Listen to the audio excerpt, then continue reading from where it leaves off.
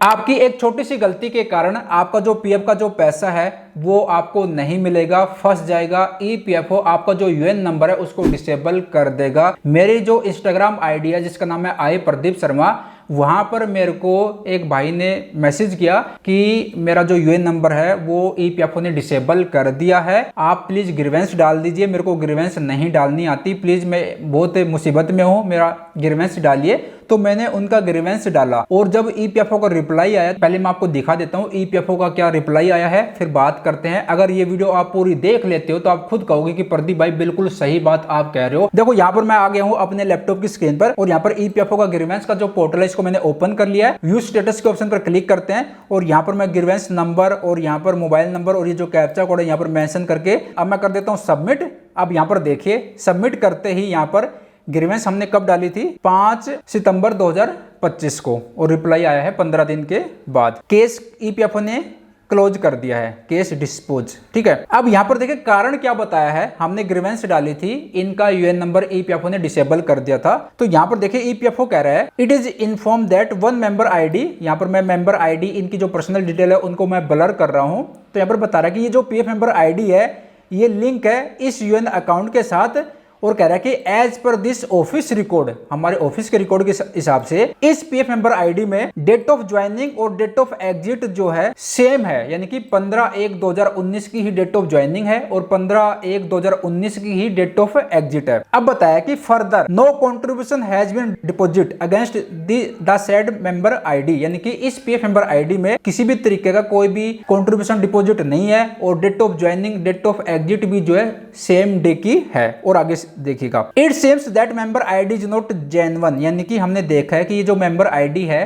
PF member ID ये genuine नहीं है, सही नहीं है। In this connection it is inform that the, कह रहा है कि इसका जो कनेक्शन है यहाँ पर जो पीएफ मेंबर आईडी है इसका जो कनेक्शन है किससे है, एमएस अमरनाथ चौधरी गरवाहा ब्रिंग ईपीएफओ, यहाँ पर इन्होंने इनका कोड दे रखा है, has already be declare prudent establishment and police complaint has already be log, यानी कि कह रहा है कि यहाँ पर जो पीएफ मेंबर आईडी क्रिएट हुई है आपके यूएन अकाउंट में वो इस कंपनी से रिलेटेड है और इस कंपनी का जो ईपीएफ कोड है वो ये है, और ये जो कंपनी है यहाँ पर जो नाम दे रखा है ये जो है पहले से ही ईपीएफओ ने डिक्लेयर कर रखी है फ्रॉड घोषित हो चुकी है, और इस कंपनी के अगेंस्ट ईपीएफओ ने पुलिस में कंप्लेंट भी कर रखी है। अब यहाँ पर बता रखा है कि देखिए, और यहाँ पर कंप्लेंट नंबर भी दिए हैं, इस डेट को कंप्लेंट करी है। अब कह रहा है कि UAN link with the said establishment has been deactivated by head office, यानी कि ये जो यूएन नंबर है इसको हेड ऑफिस ने डीएक्टिवेटेड कर दिया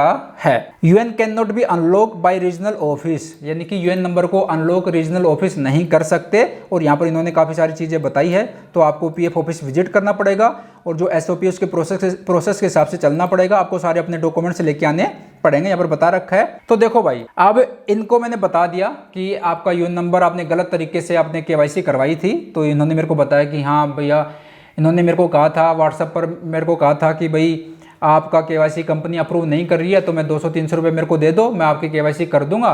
तो इसने क्या किया, एक नई पीएफ मेंबर आईडी मेरे पीएफ यूएन अकाउंट में क्रिएट कर दी और उसी दिन की डेट ऑफ ज्वाइनिंग चढ़ाई, डेट ऑफ एग्जिट भी उसी दिन का कर दिया और मेरी केवाईसी कर दी। तो मैं आपसे यही कहना चाहूँगा हाथ जोड़ के कि भाई कभी भी इस तरह की गलती बिल्कुल भी ना करें। जो लोग कहते हैं कि मैं आपकी केवाईसी कर दूंगा 200, 300, 400, 500 रुपये में मैं आपकी केवाईसी कर दूंगा, उनसे भूलकर भी केवाईसी ना कराएं। अदरवाइज आपका जो यूएन नंबर है ईपीएफओ ब्लॉक कर देगा, फिर आप चक्कर काटते रहोगे, जो आपके 1,20,000, 50,000 जो भी पैसे आपके पीएफ अकाउंट में है वो विड्रॉ नहीं होंगे। विड्रॉ तो हो जाएंगे बट आपको पता नहीं कितनी भागदौड़, क्या क्या आपको मुसीबतों का सामना करना पड़ेगा, क्या क्या प्रूफ आपको देना पड़ेगा, मतलब इतनी भयंकर आपके दिमाग में फटीक आ जाएगी।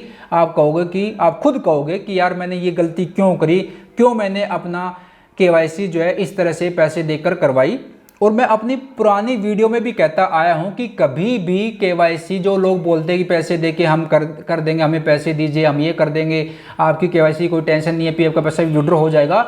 भाई ईपीएफओ जो है पकड़ लेता है, और ईपीएफओ ने अगर पकड़ लिया कि भाई इसने गलत तरीके से गलत कंपनी से जो है केवाईसी करवाई है, तो फिर आपका जो यूएन नंबर है ईपीएफओ सीधा डिसेबल मारेगा, डीएक्टिवेट कर देगा, फिर आप चक्कर काटते फिरो, आपका पीएफ का पैसा फंस जाएगा। इसके साथ साथ केवाईसी ईपीएफओ भी नहीं कर सकता, ओनली केवाईसी आपकी कंपनी, आपका जो नियोक्ता है जहां पर आप जॉब कर रहे थे वो कर सकती है। इसके अलावा केवाईसी कोई और नहीं कर सकता। अगर आपकी कंपनी बंद हो गई है, कंपनी का ताला लग गया है, फिर आप अगर पीएफ का पैसा विड्रॉ करने जाओगे तो ईपीएफओ यही कहेगा कि आप ऑफलाइन फॉर्म भरो, तब भी ईपीएफओ ये नहीं कहेगा कि हम केवाईसी कर देंगे। तो केवाईसी करने का अधिकार सिर्फ ओनली किसको है?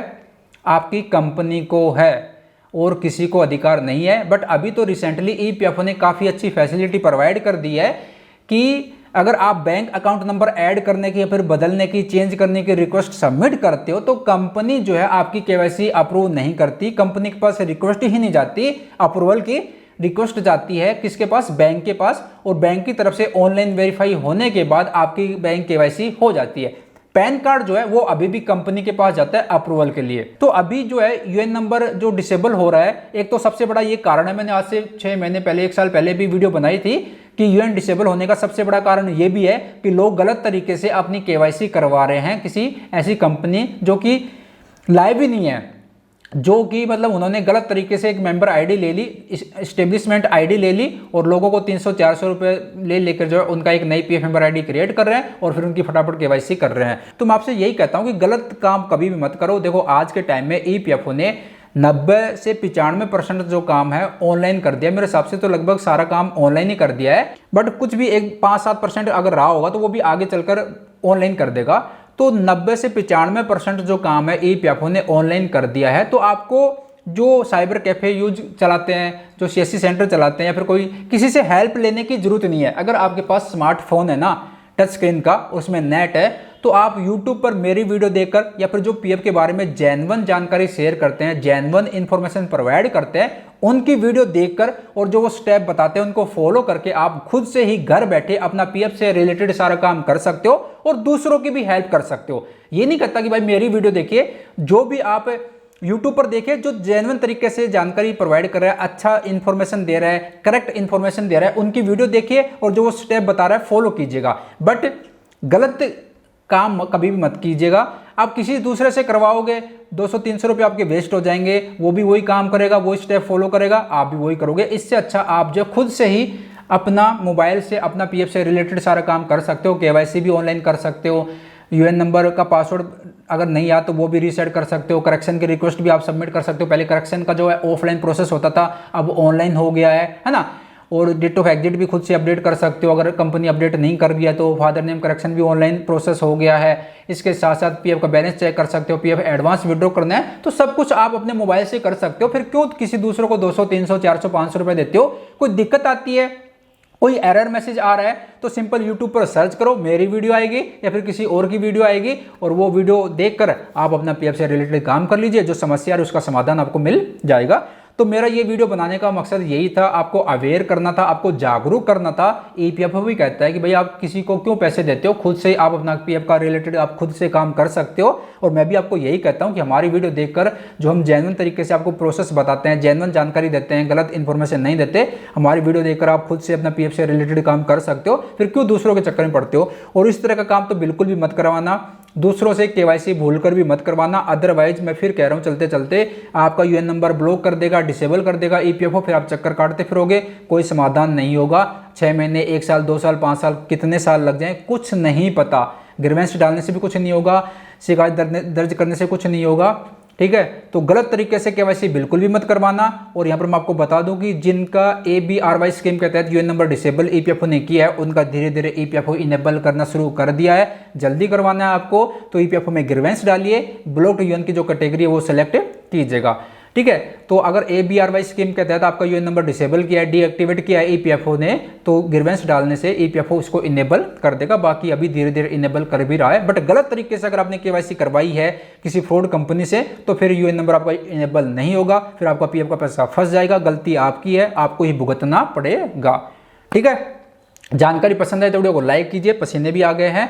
और बाकी मिलते जल्द एक और नई जानकारी के साथ। और हाँ, हमने व्हाट्सएप पर भी जो है चैनल बना लिया है, फेसबुक पेज भी बना लिया है। अगर आप ज्वाइन करना चाहते हो तो कर सकते हो, वीडियो के डिस्क्रिप्शन में आपको लिंक मिल जाएगा। वीडियो को समाप्त करते हैं, अपना ख्याल रखेगा, बाय बाय, टेक केयर।